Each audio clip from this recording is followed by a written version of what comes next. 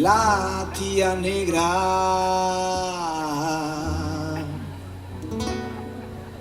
La llamaba porque su horno siempre estaba sobrecalentado. Venga a currar desde chiquitita. Luego en la casa lo crió la fábrica producción. La tía negra, la tía negra, la tía negra, encima los colegas. La tía negra, la tía negra, la tía negra, encima los colegas. No era por su piel morena, ni por sus ojos, su pelo, su ropa, que también era porque estaba negra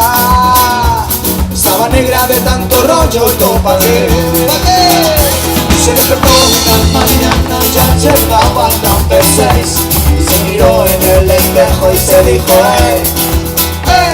así es el momento, ahora sí decido yo. La tía de muchos, familia de todo y de profesión mamá. La tía negra, la tía negra, la tía negra, coche para los colegas. La tía negra, la tía negra, la tía negra, coche para los colegas.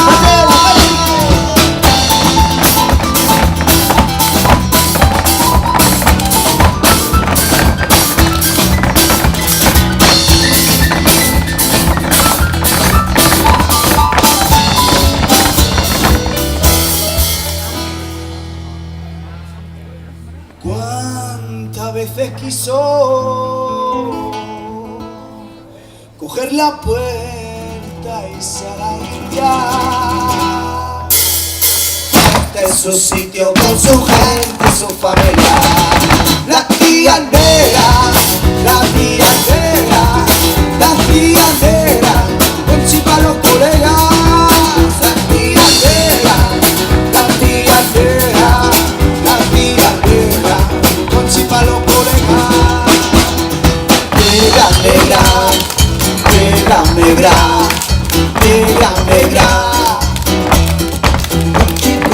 negra, cogió su ropa negra, con la ventana, con las piedras de la vega. Negra, cogió su ropa negra, tiró por la ventana, negra, con las piedras del alma. Negra, ya solo aguanta su vela, negra, de que la tica se arrastre, negra, que no me vuelva la gente.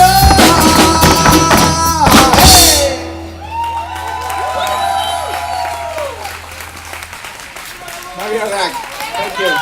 Ahí está. Gracias, guapa. Arte flamenco. Very beautiful girls in Tallinn. Okay. Ya estamos deseando volver. Okay.